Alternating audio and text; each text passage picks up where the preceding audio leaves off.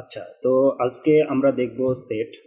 Set গণিতের অত্যন্ত মৌলিক এবং গুরুত্বপূর্ণ একটা ধারণা। সেট মানে হচ্ছে সংগ্রহ। তো এটা কিসের সংগ্রহ? এটা হতে পারে ফলের সংগ্রহ, যেমন আম, জাম, কাঁঠাল নিয়ে একটা সেট যদি হয়, অথবা হতে পারে ফুলের সংগ্রহ, যেমন গোলাপ, জবা, রজনীগন্ধা নিয়ে একটি সেট, অথবা হতে পারে শহর, যেমন ঢাকা, রংপুর অথবা বরিশাল। তো এই যে সংগ্রহ, এগুলো হচ্ছে সেটের নাম। আর এর দ্বিতীয় বন্ধনীর ভিতরে যে উপাদানগুলো, সেগুলো হচ্ছে সেটের উপাদান। এই সেটের উপাদানটাকে দ্বিতীয় বন্ধনী দিয়ে প্রকাশ করা হয়। তো দ্বিতীয় বন্ধনীর ভিতরে যা কিছু থাকবে সেই সবই হচ্ছে সেটের উপাদান। সেটগুলোকে সাধারণত এ, বি, সি, ডি, ই এইসব সংখ্যা দিয়ে প্রকাশ করা হয়। যদি এ ইকুয়াল টু হয় 1, 2, 3, 4, 5, 6, 7, 8, 9, 10, তো এটি একটি নাম্বারের একটি সেট। তো এইটা হচ্ছে 1 থেকে 10 পর্যন্ত সংখ্যাগুলোর একটি সংগ্রহ। আর এর মধ্যে 3 হলো এর একটি উপাদান। তাহলে আমরা লিখতে পারি 3 belongs to A। এই চিহ্নটার নাম হচ্ছে belongs to। এখন আমি যদি বলি 11 কি এতে আছে, তাহলে অ্যান্সার হচ্ছে না। তাহলে 11 doesn't belongs to A, চিহ্নটা হচ্ছে নট। এখন আমরা দেখি কিছু ইম্পর্টেন্ট সেট, যে সেটগুলোর নাম নির্দিষ্ট এবং খুব বেশি ব্যবহার হয়। এন দিয়ে প্রকাশ করা হয় ন্যাচারাল নাম্বারের সেট, 1, 2, 3, 4, 5, 6, 7, 8, 9, এইভাবে যতগুলো ধনাত্মক পূর্ণ সংখ্যা আছে তার সবগুলো হচ্ছে এন। জেড দিয়ে প্রকাশ করা হয় সকল পূর্ণ সংখ্যা, অর্থাৎ ধনাত্মক ঋণাত্মক উভয়ই।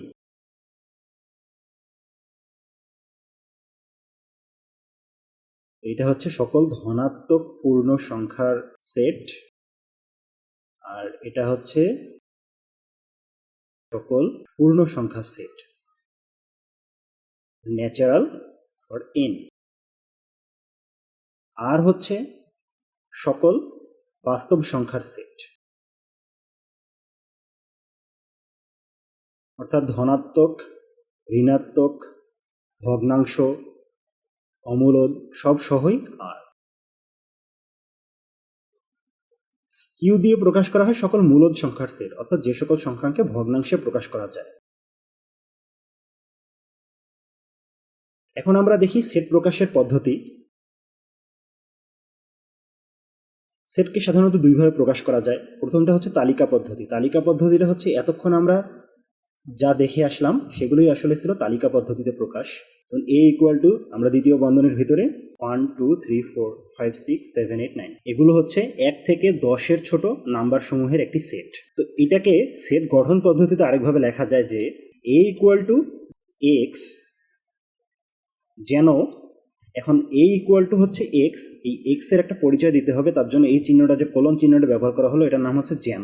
তো এক্স এর পরিচয় কি হবে? এক্স এর পরিচয় হবে 1 থেকে 10, অর্থাৎ এক্স হবে 1-এর চেয়ে বড় অথবা 1-এর সমান এবং 10-এর চেয়ে ছোট, এই সমস্ত নম্বরের সেট। তো এটাকে আরেকভাবে লেখা যায় এ ইকুয়াল টু এক্স, যেন এক্স হচ্ছে ধনাত্মক পূর্ণ সংখ্যা এবং এক্স 10-এর চেয়ে ছোট। তো এটাও আসলে ওই এ সেটটাই, যেটা ওই 1 থেকে 9 পর্যন্ত নম্বরের একটি সেট।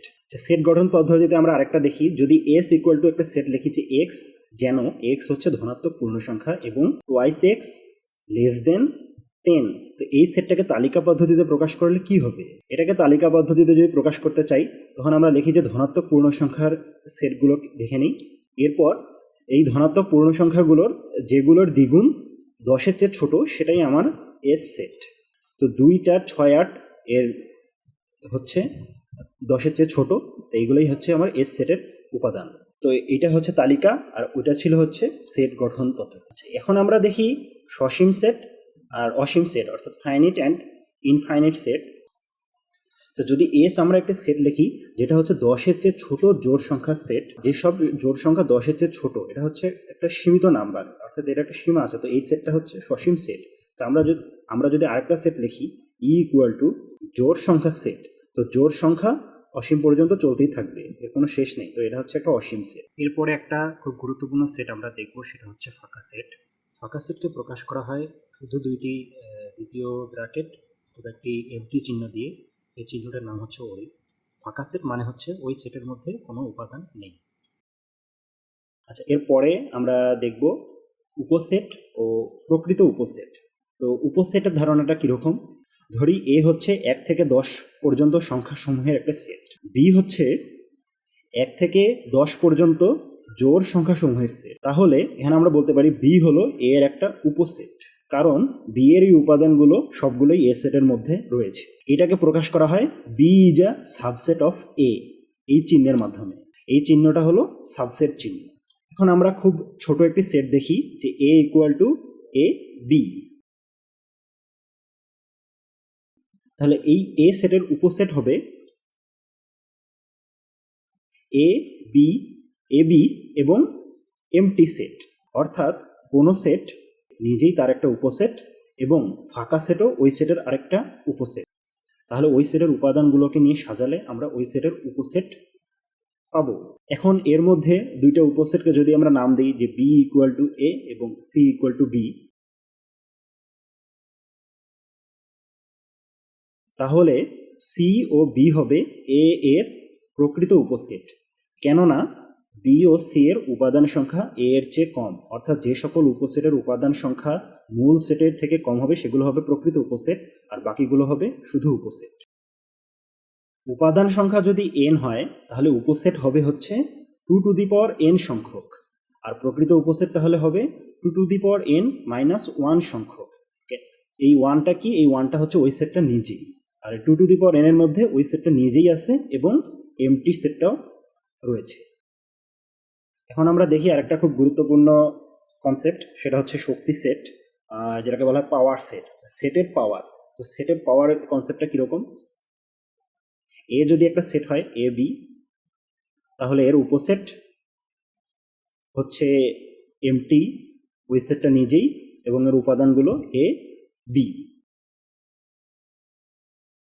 তাহলে এ এর পাওয়ার সেট হবে পি অফ এ, এর উপসেটগুলোর একটি সেট। অর্থাৎ এই উপসেটগুলোই এখন হচ্ছে এই পাওয়ার সেটের উপাদান। আচ্ছা, এখন যদি লেখা থাকে P of B equal to empty সেটের একটি সেট, তার মানে এর পাওয়ার সেটটা হচ্ছে একটা উপাদান নিয়ে গঠিত। তাহলে বি সেটের উপাদান সংখ্যা কত? আচ্ছা, এখানে বলা আছে যে P of B equal to empty set, তার মানে বি সেটে শুধু একটাই উপাদান আছে, সেটা হচ্ছে এমটি। অর্থাৎ বি সেটে শুধু একটা উপসেট আছে, সেটা হচ্ছে এমটি সেট। তো এর থেকে আমরা বুঝতে পারতেছি যে বি সেটে আসলে কোনো উপাদান নেই। তো এটা আমরা ম্যাথমেটিক্যালি কিভাবে দেখব? আমরা জানি এন সংখ্যক উপাদানের জন্য উপসেট হয় 2 টু দি পাওয়ার এন সংখ্যক। আর তাহলে এখানে উপসেট হচ্ছে একটি, তাহলে 2 to the power n equal to 1, তাহলে 2 to the power n equal to 2 to the power 0, কারণ সূচক থেকে আমরা জানি যে কোনো সংখ্যার উপরে 0 পাওয়ার বসালে সেটি 1 হয়। তাহলে সূচকের সমতা করে পাই এন ইকুয়াল টু 0, অর্থাৎ উপাদান সংখ্যা বি সেটের 0, অর্থাৎ বি সেটের কোনো উপাদান নেই, অর্থাৎ বি একটি এমটি সেট।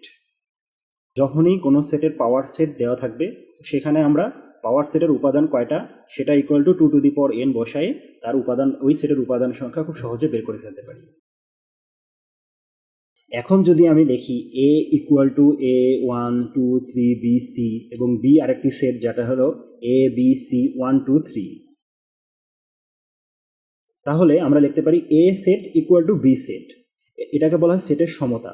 এটা কিভাবে হয়? এখানে একই উপাদান, অর্থাৎ কোনো সেটের উপাদানগুলো যদি একই হয় তাহলে সেই দুইটা সেট সমান হবে। উপাদানগুলো কোন অর্ডারে আছে এটা ম্যাটার করে না।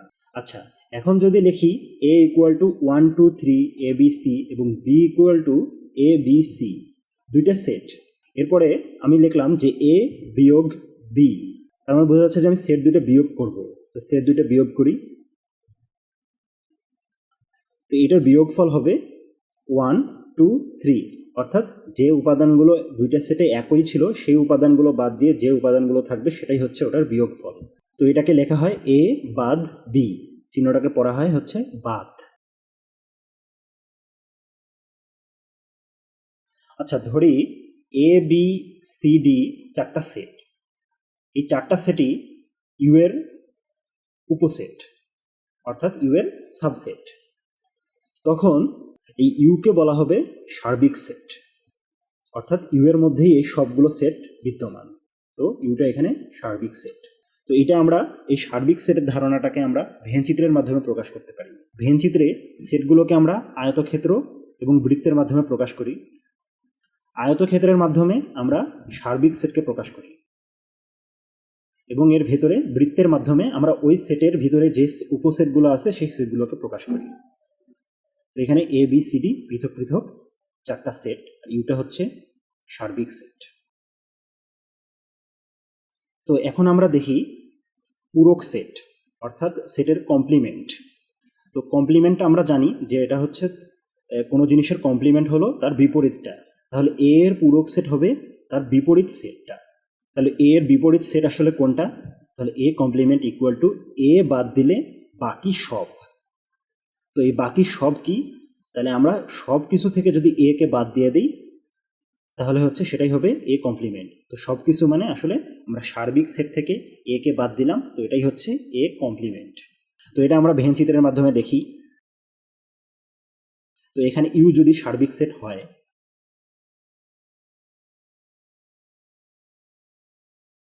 আর এর ভেতরে এ যদি একটা সেট হয়, তবে এ কমপ্লিমেন্ট হবে ওই এ বৃত্তের বাইরে বাকি যে অংশটুকু আছে তো সবটাই হচ্ছে এ কমপ্লিমেন্ট, অর্থাৎ ইউ বাদ এ। আচ্ছা, এখন দুইটা সেট দেখি যে A equal to 1 2 3 A B C আর B equal to A B C F G. এখন আমরা সেটের সংযোগের একটা ধারণা পাই এই দুইটা সেট থেকে। তো সংযোগটা কিরকম? তো সংযোগ মানে হচ্ছে ইউনিয়ন। তো এটাকে আমরা লিখি এ ইউনিয়ন বি। তো এই ইউ চিহ্নটা হচ্ছে ইউনিয়ন, অর্থাৎ এখানে দুইটা সেটের সংযোগ হচ্ছে এ ও বি সেটের।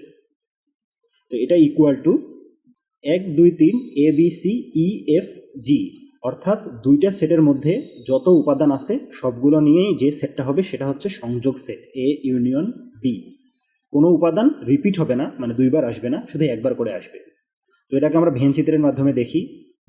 যদি ইউ সার্বিক সেট হয় এবং এ একটা সেট এবং বি আর একটা সেট, তবে এ ইউনিয়ন বি হবে এই পুরোটা।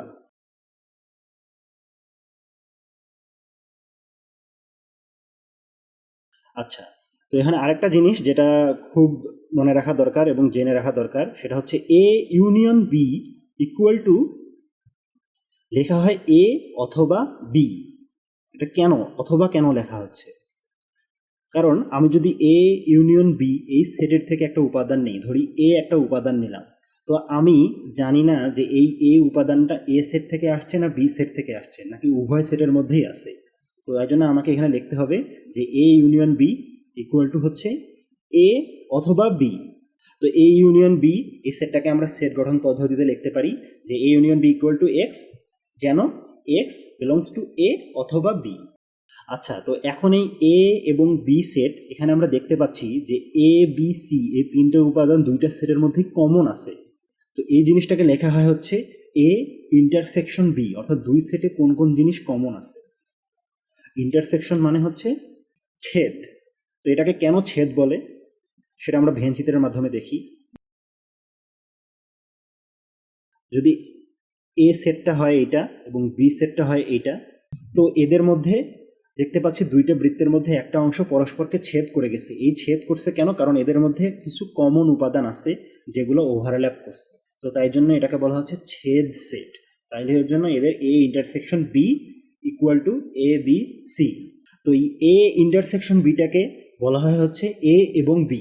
তোমরা বুঝতেই পারতেছি কেন এবং বলা হয়, কারণ এই ইন্টারসেকশন সেটের মধ্যে থেকে যদি আমরা যে কোনো একটা উপাদান নিই, ধরি সি নিলাম, তো এই সি আমরা দুইটা সেটের মধ্যেই পাবো। তো লেখা যায় যে এই উপাদানটা এ এবং বি উভয় সেটের মধ্যেই রয়েছে। তো এটাকে যদি আমরা সেট গঠন পদ্ধতিতে লিখি A intersection B equal to X, যেন এক্স বিলংস টু এ এবং বি। তো একটু আগে আমরা দেখলাম যে উপাদানগুলো কমন থাকার কারণে দুইটা সেট পরস্পরকে ছেদ করছে, ওভারল্যাপ করছে। কিন্তু এমনটা যদি হয় যে এদের মধ্যে কোনো উপাদান কমন নাই, তো তখন ওটা কি বলবে? তো এইটাকে আমরা বলবো যে নিচ্ছেদ সেট, এরা পরস্পর নিচ্ছেদ। তো এটাকে আমরা ভেন ডায়াগ্রামে দেখি যে পরস্পর নিচ্ছেদ হলে তাদের চেহারা কিরকম হবে। তো এদের মধ্যে কোনো কমন অংশ থাকবে না। এখন আমরা সেটের আরেকটা ধারণায় আসি, সেটা হচ্ছে ক্রোমোজোর। আচ্ছা, ধরি কোনো ক্লাসে 3জন ছাত্র, রহিম, করিম, জামাল। রহিমের বাসা ঢাকা, করিমের বাসা খুলনা, আর জামালের বাসা সিলেট। তো এখান থেকে যদি আমরা দুইটা সেট করি, একটা হচ্ছে শহরের সেট ঢাকা, খুলনা, সিলেট, আর আরেকটা যদি করি ওই ছাত্রদের সেট রহিম, করিম, জামাল। এর মধ্যে যদি আমরা ইকুয়াল চিহ্নটা দেই, তখন বোঝা যাবে যে এই সেটের প্রথম উপাদান ওই সেটের প্রথম উপাদানের সাথে সম্পর্কিত, এই সেটের দ্বিতীয় উপাদান ওই সেটের দ্বিতীয় উপাদানের সাথে সম্পর্কিত, এই সেটের তৃতীয় উপাদান ওই সেটের তৃতীয় উপাদানের সাথে সম্পর্কিত। তো এই জিনিসটাকে বলা হচ্ছে ক্রোমোজোর অথবা অর্ডার্ড পেয়ার।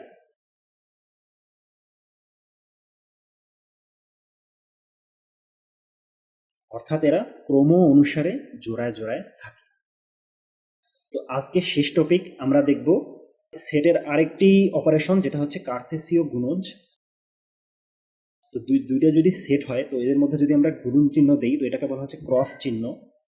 তো ক্রস আর গুণের মধ্যে পার্থক্য আছে। এ ক্রস বি যদি আমরা লিখি, তখন এই সেটের প্রথম উপাদানের সাথে ওই সেটের প্রথম উপাদান নিয়ে একটি সেট হবে, এই সেটের দ্বিতীয় উপাদানের সাথে ওই সেটের দ্বিতীয় উপাদান নিয়ে একটি সেট হবে, এবং এই সেটের তৃতীয় উপাদানের সাথে ওই সেটের তৃতীয় একটি উপাদান নিয়ে একটি সেট হবে, এবং এদেরকে নিয়ে যে সেটটা হবে সেটাই বলা হয় হচ্ছে কার্তেশিয়ান প্রোডাক্ট অথবা কার্তেশীয় গুণজ। সেটটাকে আমরা সেট গঠনের মাধ্যমে দেখতে পারি যে A cross B equal to X Y এর একটি সেট, একটি ক্রোমোজোর। তো এখানে এক্স ওয়াইটা কি? এক্স হচ্ছে প্রথম উপাদান, ওয়াই হচ্ছে দ্বিতীয় উপাদান। এটা একটা ক্রোমোজোর। যেন এক্স বিলংস টু এ, অর্থাৎ প্রথম উপাদানটা আসছে এ থেকে, এবং ওয়াই বিলংস টু বি, অর্থাৎ দ্বিতীয় উপাদানটা আসছে হচ্ছে বি থেকে। তো এটাই হচ্ছে এ ও বি এর কার্তেশিয়ান প্রোডাক্ট। ওকে, সো আজকে সেটের ধারণা এই পর্যন্তই।